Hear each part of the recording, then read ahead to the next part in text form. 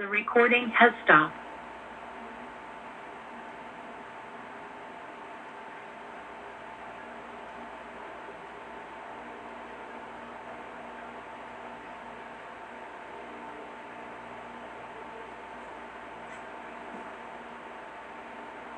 Okay, it's 10:01.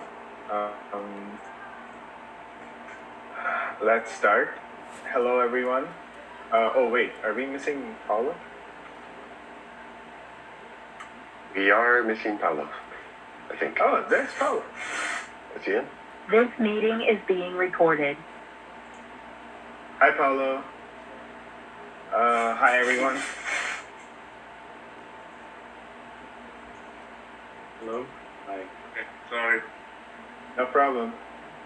All right. Welcome, everyone, to the GRSS 3-minute competition. 3-minute thesis competition. So 3-minute thesis is a registered trademark of the University of Queensland. And it essentially started a few years ago where their grad students would describe their thesis in 3 minutes with a single static slide. And it was seen as very interesting and at the same time very challenging because, these research topics are very complicated, as you know, and describing them in 3 minutes requires a very special skill. A skill that actually is very appreciated in academia and industry because that means that you are very good at communicating your research. We received a lot of presentations from all over the world, and we selected the 10 best presentations to present today live. And out of the 10 presentations, we will be picking the 3 best ones. As far as this series is concerned, this is part of the TIE webinar series. So TIE stands for Technology, Industry, and Education. And this is a special track in IGRS where we hold events usually within IGRS. But this year, since IGRS is virtual, we kind of are holding events all through the month of September, and then we're also going to hold events later as well. They are events, they are webinars, they are technical events sponsored by some of the technical societies of GRSS. They are YP events, including a panel, mixer and other things, and there's a lot of events as well. So I urge you to go and check the GRSS website, the IGRS website, where you'll find the listing of all events, and a lot of those are actually very interesting. IGRS this year is virtual, as I said, and it's next week. And it's just $10. So if you haven't registered for IGRS, please do.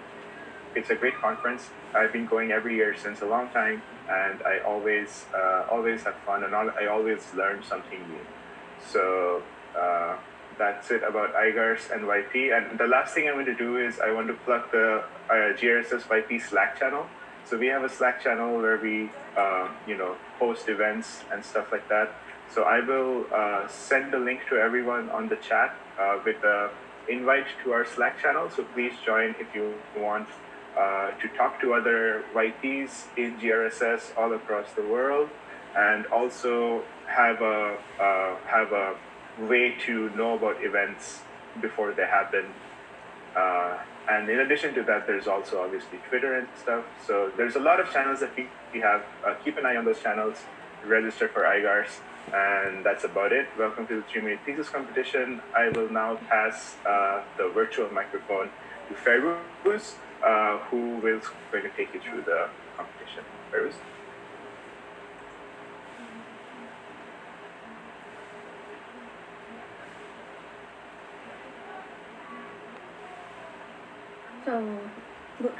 Hello everyone, and welcome to the 3-minute thesis competition, IGRS 2020. So I shared my screen. You should be seeing it now.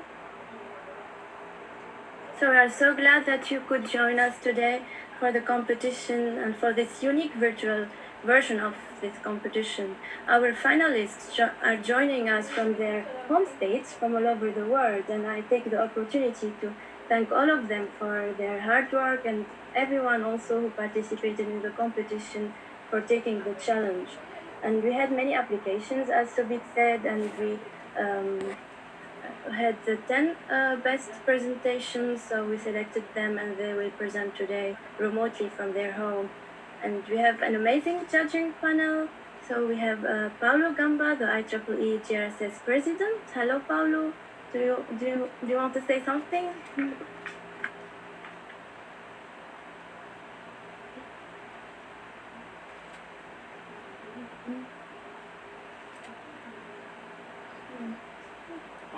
I'm fine. I mean, thank you very much for being here. I'm really glad to be in this panel and would like to, I'm just really excited to hear the presentation. Last year it was a fantastic 3 minutes listening competition. I'm pretty sure this year will be the same. Thank you, Paulo. And we have Keely Rose from the Climate Corporation. She's also the chair of the IDEA committee of GRSS. Hi, Keely. Hi, everybody. Looking forward to the presentations. And we have also Mariko Bergin from NASA GPL, and she's also the Vice President of Information Resources of GRSS. Hello, Mariko. Hello. Greetings from Los Angeles. I'm very excited to hear everybody today. Good luck. And finally, we have Nathan Long with him.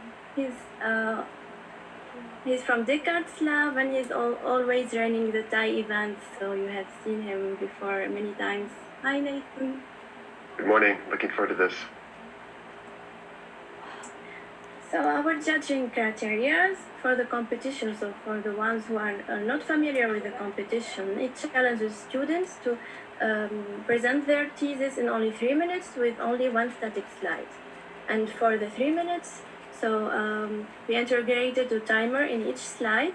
So I will activate it once the presenter will start talking. And the judging criteria are presentation and engagement, and comprehension and content. So how will the presenter convey his thesis in a language appropriate for a non-specialist audience, and the originality of his talk also. So let's start. So our first presenter is Fatih Yıldız from Dokuz, Eylul University, Turkey. Hi. So can you tell us the topic of your thesis, or the title? Sure. I should stand up, right? As you want. Okay, then. Can So I begin? Or I should wait for you to tell me? Yes. When I switch to the slide, so you can start whenever you want. Okay, I can start right now. Good. Human history begins with humanity, and so do the cultural heritages.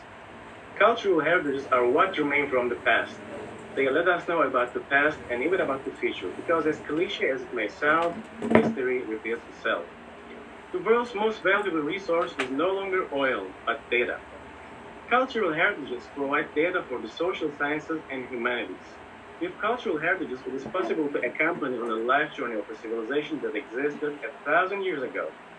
Cultural heritage preservation is crucial, because these sites include culture, and the culture includes a society's beliefs, customs, arts, institutions, and values. Well, my thesis is about monitoring and exploring natural hazard risk in Teos ancient city in Izmir, using remote sensing and GIS.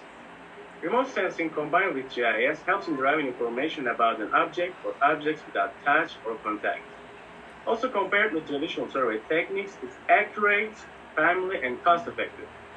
Unfortunately, heritage sites are frequently threatened by several things.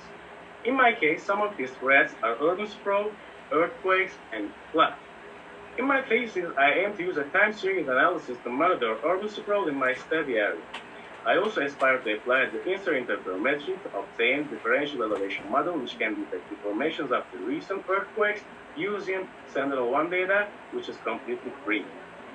Another part of my study is to detect millimetric changes in the structures using terrestrial LIDAR scanner. LIDAR can remotely detect the surface and deformation shape of structures without the need for attached sensors. And the last part of my study aims to determine the topography of the slope using a digital camera mounted on UAV, the photograph with a high degree of overlap. By obtaining special information with UAV, I will realize flood monitoring and assessment. And finally, based on the results of the studies mentioned, A risk assessment map will be created to evaluate the hazard probability and assessment of the risk, so that effective preventive measures can be adopted by decision makers to conserve this cultural heritage. Conserving cultural heritages can be achieved only by keeping them alive. Keeping them alive is the duty of every generation. Those who control and analyze the past control the present and the future as well. Thank you.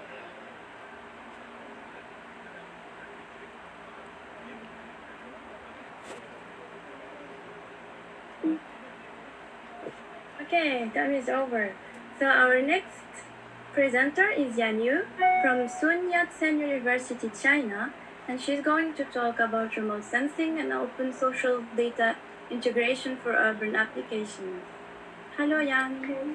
Hello, can you hear me? Yeah. Good morning, everyone. So, can you hear me clearly, or should I put this microphone closer to my mouth, or is it okay?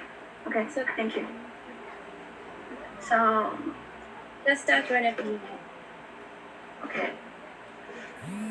Okay, and today I'm going to share some inspirations for the integration of remote sensing images and open social data in urban applications. So there's a common sense that remote sense techniques can create a large and timely observation data with abundant physical attributes like spatial, spectral, texture, and context. And this is just the reason why they have been widely used in urban studies. But while by combining geographic information and human activities, open social data, say like OpenStreetMap, UI, social media data, whatever, they point out a new way for us to solve the urban problem from a new perspective, that is the human sense. So different from remote sense, human sense is free from weather, time, sensor condition, etc. So there's a great potential to explore the complementary between remote sensing images and social data. So next, I'd like to give two cases to support my idea. And first one focus on the urban impervious estimation. So the main point is to learn the physical impervious features from multispectral images, as well as the social features from social data. Then we feed these two kinds of features into a fusion model to calculate the urban impervious fractions. So here give the results. From the fractions derived from remote sensing images, we can clearly see the limitations in low albedo areas like residential areas. However, with social data, fractions are well revised. And the second case study works on the rapid urban inundation mapping. So same as case one, and two kinds of features we need to learn. So one from star image, another from social media. And we feed these features into a segmentation model to derive the accurate inundation map. So an example here. And from the aerial image, you can see the central residential area is almost flooded, but there's no such obvious changes happening in star image. So pixels should be darker in post-free star image if they got flooded. So it's less likely to map the accurate inundation area just from star image, but with the help of social media data, you can get a desirable result. So given all that, this work indicates the potential of integrating remote sensing images and open social data in urban applications. I do believe that with the abundant social information brought by open social data, we can produce better performance in urban study. Okay, that's all. Thank you. Thank you very much.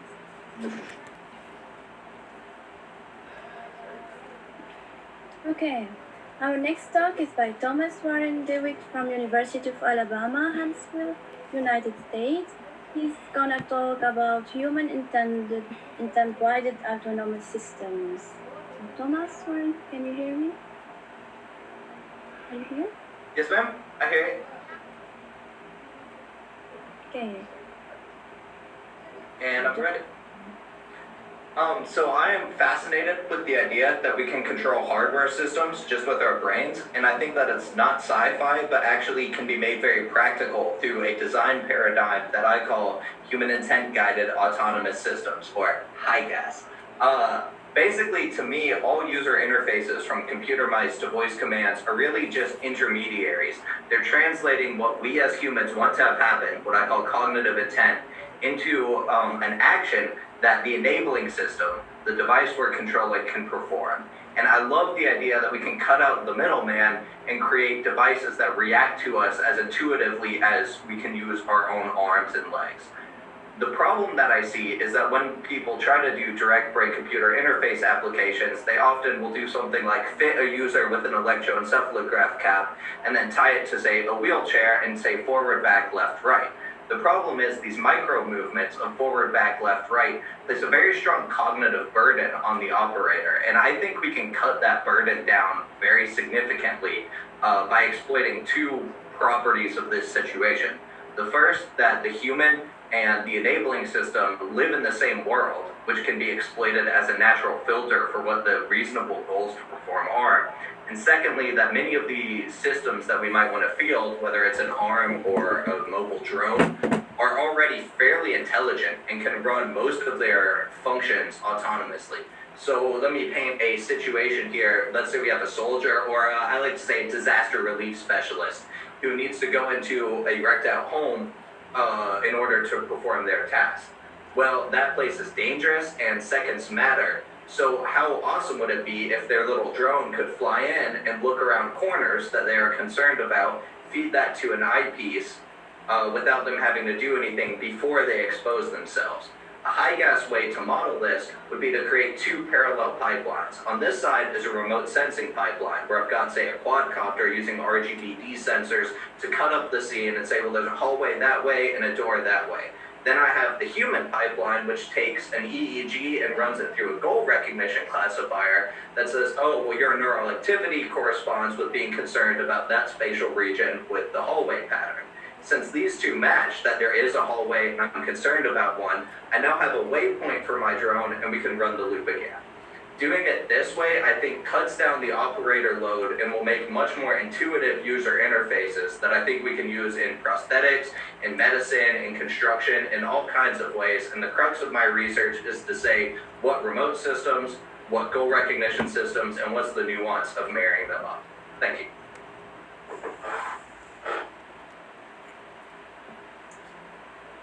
Okay, our next talk is by Yinyi Lin from the Chinese University of Hong Kong, and she's going to talk about multi-source strategy for shadow-free impervious surface mapping. Hi, Yinyi. Hi, thank you for the introduction. And shall I start? So just start whenever you want. Shadow exists in our daily lives. We see shadows every day when the sun shines. Let's focus on the highly urbanized area, like Hong Kong, where the urbanization rate is nearly 100%. Tall buildings and skyscrapers make the city dense and compact. When we want to observe the city's impervious surface, using the high-resolution images, we see shadows. Shadows is the area that the electromagnetic wave is blocked by the opaque object. We can see the sunlight is one of this kind of electromagnetic wave, while the building's trees can block the light. In optical systems, the information was retrieved from the reflection and emission properties of the Earth's surface. Usually, we will see two kinds of shadows, self-shadow and cast shadow. Self-shadow, it is related to the area the light cannot illuminate. Just like you can see me in the front, but you cannot see my back. And cast shadow is usually related to the area that the light is weak. Usually, it is the cast shadow will have influence on impervious surface mapping. For the low reflectance of shadow will be usually misclassified as road or water. So you may say, what if we use star data? Can star data help? Yes, star is another image system which is active and it is not affected by the sunlight. But unfortunately, star also have shadows. What is star shadow? Star shadow, it is related to the slope away from the radar illumination angle that is deeper from the sensor depression angle per radar shadow. It is usually related to the dark area and with zero signal. So you can see the optical shadow may not be the area of star shadow and vice versa. The location and the characteristics of these two kinds of shadows is different. So in my thesis, We want to fuse the optical data and star data together for the urban impervious surface mapping. And we integrate the shadow data and optical shadow detection and compensation in our process. As in our case in Hong Kong, shadow area accounts for 5 to 20% of the study area. So with our method, we can map the shadow-free high-resolution impervious surface so as to further support the smart city monitoring and better urban planning. Thank you.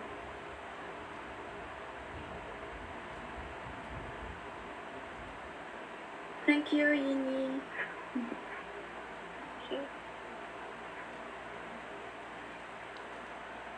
Our talk, the next talk is by Bungo Konishi from University of Tokyo, Japan. He's gonna talk about complex valued reservoir computing, data and star data analysis. Bungo, can you hear? Yes, I can hear. Okay. Synthetic aperture radar is an active sensor mounted on planes and satellites.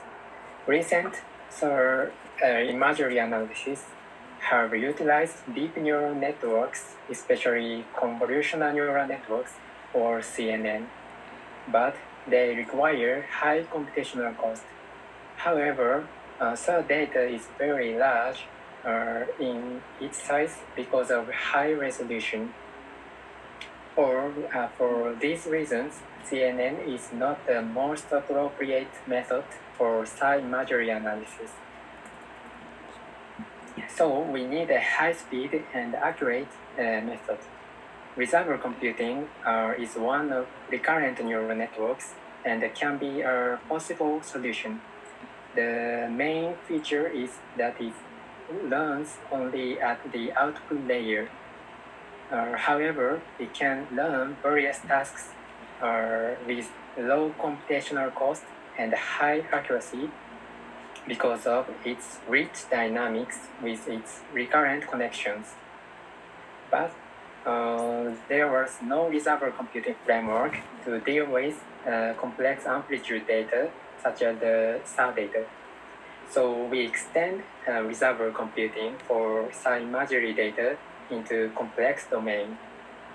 Here I explain our experiments for landform classification from a SAR interprogram. First, we assume landforms having 5 classes, that is 4 kinds of slopes and a flat plane. Then we trained the reservoir computing networks and also our CNN for comparison. It is difficult to classify the land, including a small ridge with a high resolution, but the accuracy of reservoir computing is about twice as high as CNN. In the computational cost, learning of reservoir computing is 100 times as fast as CNN, and classification of reservoir computing is 5 times as fast as CNN. So in closing, we proposed complex valued reservoir computing, and then it performs classification successfully with low computational cost and high accuracy. Thank you.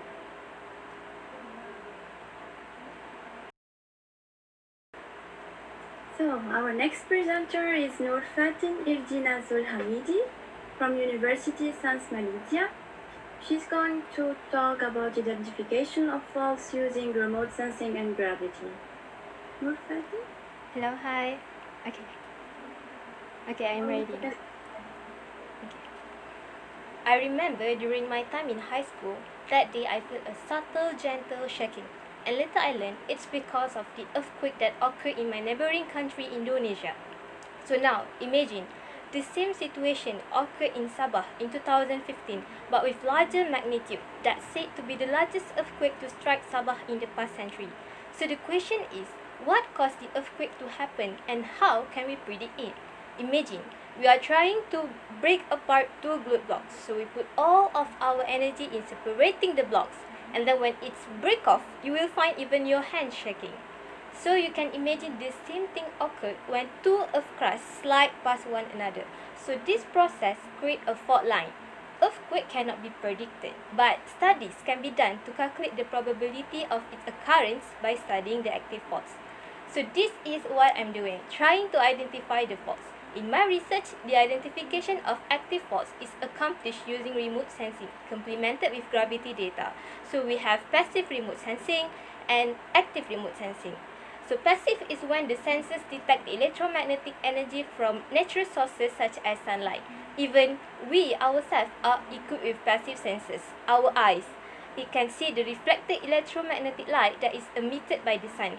Active sensors, as opposed to the passive, produce its own electromagnetic energy and measure its reflection. So I use radar satellite images to identify lineaments. Besides lineament, through optical satellite images, I can also identify the lithology of the study area based on different spectral colors. Each material gives their own particular wavelength, like different objects give different colors. So with these colors, I can identify either it is sedimentary rock or igneous rock or metamorphic rock. But wait, did I mention gravity before? So why do I need to use gravity method? As explained before, remote sensing gives the surface interpretation. So I'm using gravity data to interpret the subsurface of the study area, because the earthquake may be resulted from rupture or fault that does not appear from the surface. On the surface. So we can detect the density value of the material, and the abrupt changes of low value to high value may indicate a change in the lithology and may also indicate a fault. So from the remote sensing and the gravity method, I can identify the potentially active faults that may trigger the earthquake, and these results may contribute into producing hazard maps in Sabah. Thank you.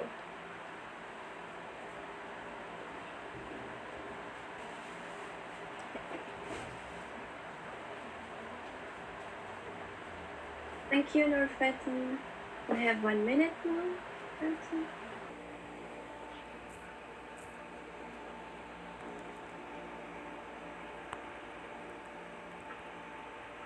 So our next presenter is Jakob Gawlikowski from the Technical University in Munich, Germany, and is going to talk about robust machine learning-based data fusion methods. Hello, can you hear me? Yes. Thanks. Then I can see me here. It's not perfect.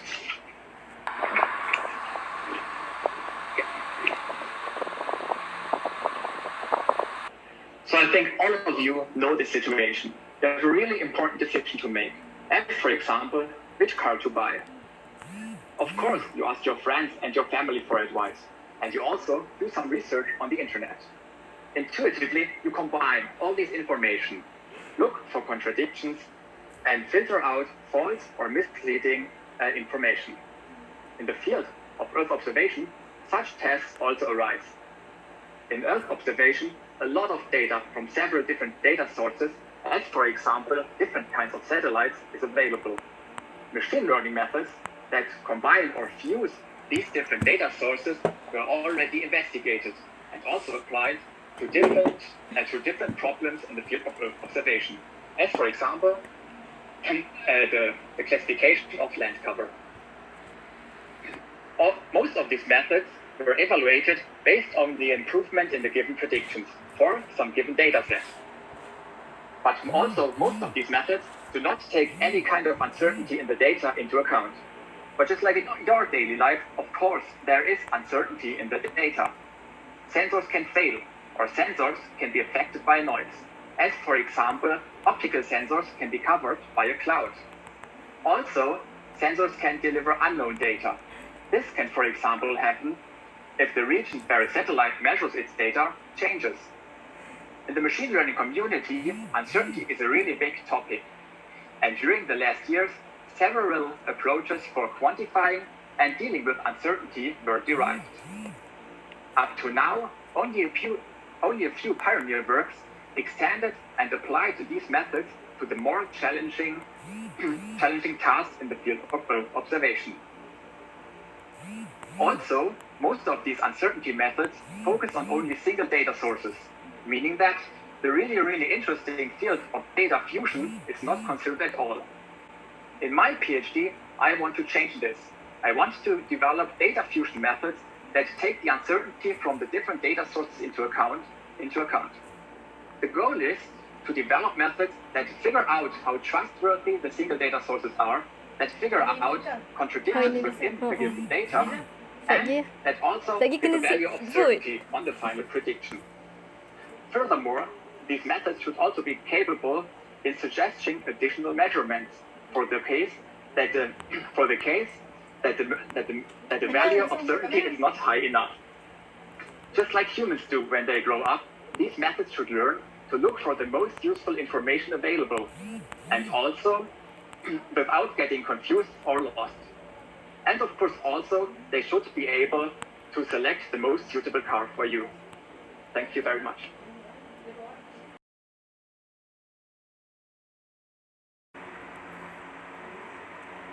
So our next presenter is Zhao from the Northwestern Polytechnical University, China. She's going to talk about nonlinear hyperspectral data and mixing via deep autoencoder networks. Min? Hello. Yeah. I'll check. Okay. Okay. Hyperspectral data have a wide spectral range and have been used in many applications, such as material identification. However, a pixel of hyperspectral image may capture a scene containing several materials, which confuse the identification results. To solve this problem, we use vector mixing to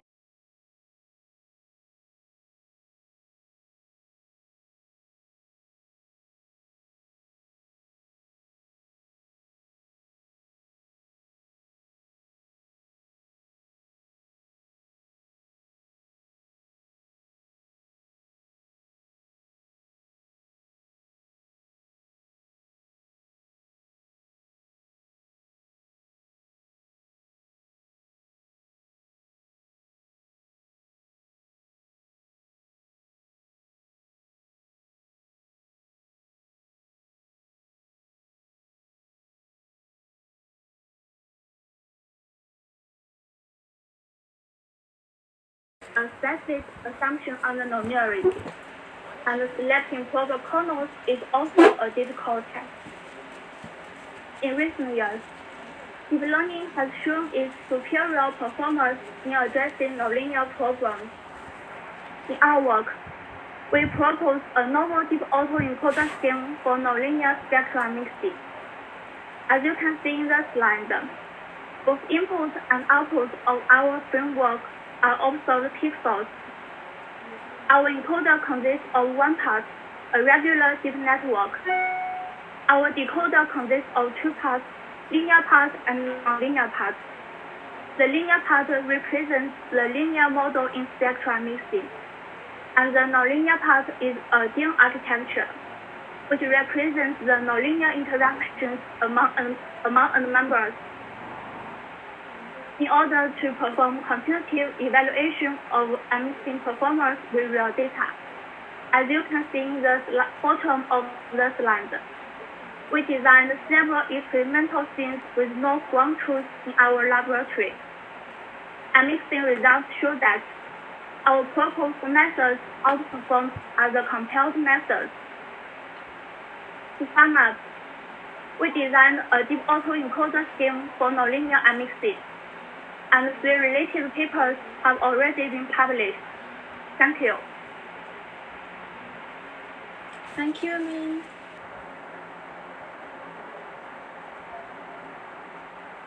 So our next presenter is Muhammad Zumo from Universiti Technology Malaysia. He's going to talk about evaluating grazing land livestock carrying capacity from satellite data. Yes. Can you hear me? Can you hear me? Yeah. It's okay. Well, the question I always ask myself is, the grasses, those grasses we are having in our grazing lands, will they be enough to cater for the livestock? Definitely not. For most of the grazing lands, either in the Sahel or in the savanna regions. And this is, of course, due to the climatic conditions, change in climate, and other factors. The grasses are gradually drying up. They are dying. But the population of the livestock are also increasing. And this poses a lot of problems, like conflict between the farmers and the herdsmen, mass migration, economic losses, because there will be less supply of milk and beef in the market, malnutrition. Actually, there are so many studies that were conducted on how to manage those grazing lands. But those studies were limited in obtaining the quantity of grass in the grazing lands. That is why I come up with an idea to use satellite remote sensing as well as in situ data in calculating the grazing land carrying capacity. The in situ data will be divided into two. One sample data will be for the modeling. The other sample will be for the validation of the model. I will drag vegetation indices from the remotely sensed image, and I will relate it to the induction data set to see the relationship. The relationship will give me a model that I will compute the above ground biomass of that grazing area. Those models that I have generated, I am going to validate them with the deduction data set that I acquire, which means I will compare the two and I will see what is the difference between the computed and the measured. The difference will give me the least root mean square error. The lower the root mean square error is the better model. That model I will use to compute the total quantity of grass in the grazing land. Knowing the number of livestock in the grazing land, I will obtain the livestock intake area. Then I will relate it to the quantity of grass. I will see, is it at the point of equilibrium? So which means the animal intake as well as the quantity of grass is balanced, or is it overgrazed? Which means less grass, more livestock, or it is undergrazed, which means we have more grass and less livestock. So this policy, in fact, it will be very, very important in managing grazing lands ecosystems. And it will also assist in realizing the United Nations Sustainable Development Goals Target 2, that is on food security and agriculture. Thank you very much. Thank you, Ida.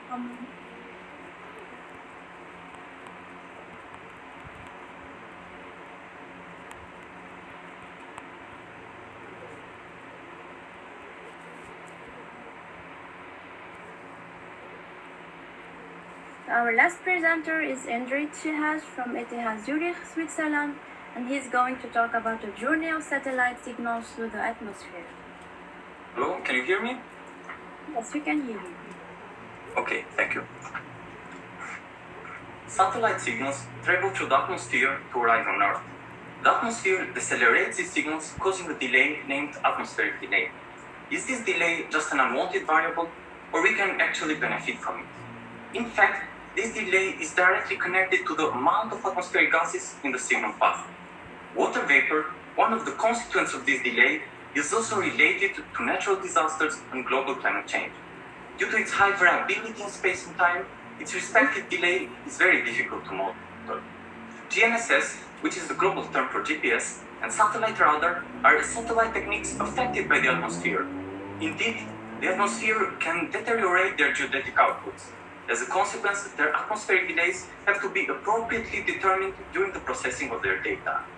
Therefore, from these techniques, we have delays containing information about the atmospheric gases. These are signals of opportunity for meteorologists and climatologists. With the increasing of the number of satellites, also the quality of the information about the atmosphere from these delays will significantly improve. My research is divided in two parts. In the first part, we exploit complementary techniques for a better determination of the atmospheric gases. In this context, we combine delays from GNSS and satellite radar using advanced mathematical tools. This means we use estimation techniques where we fit the data to our mathematical models, and with the best fit, we can get a 3D distribution of essential climate variables such as temperature and water vapor. Meteorologists can use these products to enhance their weather models. Furthermore, long-time series of our data provide additional information about the evolution of the climate. The second part of my research aims at improving the satellite signals by a better correction of their atmospheric delays. This will also enhance the outputs of the techniques. For this purpose, we use high-quality data from geodetic GNSS networks to model atmospheric delays. We also do research on the applicability of artificial intelligence to model that part of the atmospheric delay that cannot be described by the existing models.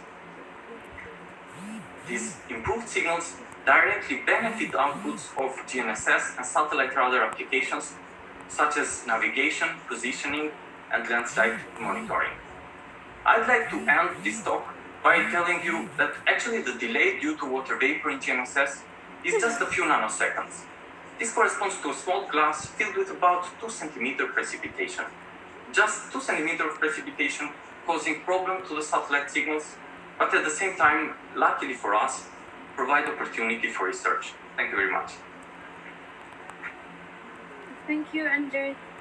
Now finished all the presentations, so I want to thank everyone and all our finalists for giving such amazing presentations.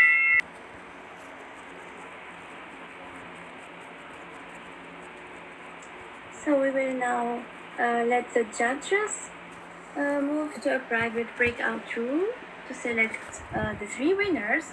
It will be for sure a difficult choice for the judges. So, and in the meantime, so we are going to do a people choice vote.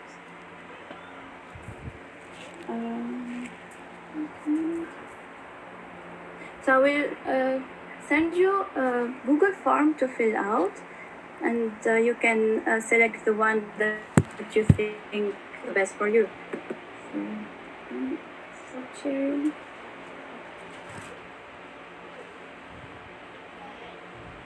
All right, so great presentation for that. If you want to submit a vote for the best presenter, please do it right now. Once the judges make their results public, we are not going to.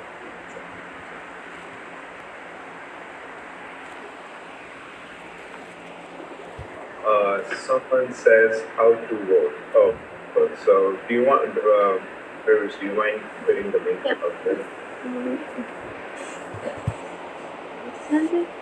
Thank you, everybody. I would like to say first that the fact that it took so much for us is basically due to the fact that it was very difficult. I mean, really very difficult to find which was the best. And actually we had a number of ties and issues in trying to find out a good math in order to obtain something. So, suggesting for the organizers next time, help the judges in order to compare, so we have something which is easier in a way. But actually, I'm just going to announce that on the reverse manner. So I will start from the 3rd place, 2nd place, and 1st place. Okay? So the 3rd place, according to the judges, for this 3-minute thesis competition, goes to Bungo Konishi.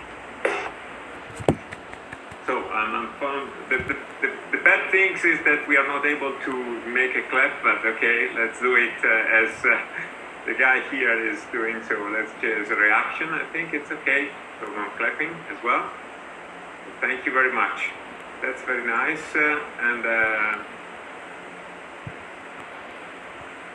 So just moving back to the second, up to the second position. The second position in this IGRSS 2020 3-minute thesis competition, according to us, goes to Fatin, Irdina, Zulhamidi. So, thank you. Excellent talk, and thank you very much. And then we go for the winner. So the winner for this 2020 3-minute thesis, IGRSS 2020 3-minute thesis competition is Jakob Gawlikowski. So congratulations, Jakob. Congratulations, Fatin. And congratulations, Bungo, for the excellent presentation. But I would add congratulations to everybody, because it was really, really nice for us to be here, to be able to listen to these presentations. And I think you are excellent presenters. So I look forward to hearing your long presentation during IGRSS, a longer presentation during IGRSS, and to understand. And I think it will be extremely interesting for everybody. So thank you again. I don't know if the other judges want to add something, but it was very nice for me to be here. And thank you. Did we take a picture of the are we going to do that after you announce also the People's Choice winner or whatever is the name? Yeah, I think some people have to drop off, but we'll take a picture of everyone. But if any other judges want to say something, please do so. Thank you, all the presenters. They were all very good presentations, and congrats to the winners. Congratulations to everyone. So for the People's Choice Award, so we should stop voting now. So we can see that finalist 8 has won the prize. So finalist 8 is Zhao. Congratulations, Zhao. Congratulations, Zhao. Yes, I'm here. Hi. Congratulations. So you were chosen by the audience. So. Thank you very much. I'm all very right, happy so, to yeah, congratulations. Congratulations, Zhao. So I'm going to take a picture. So please, guys, do something so that.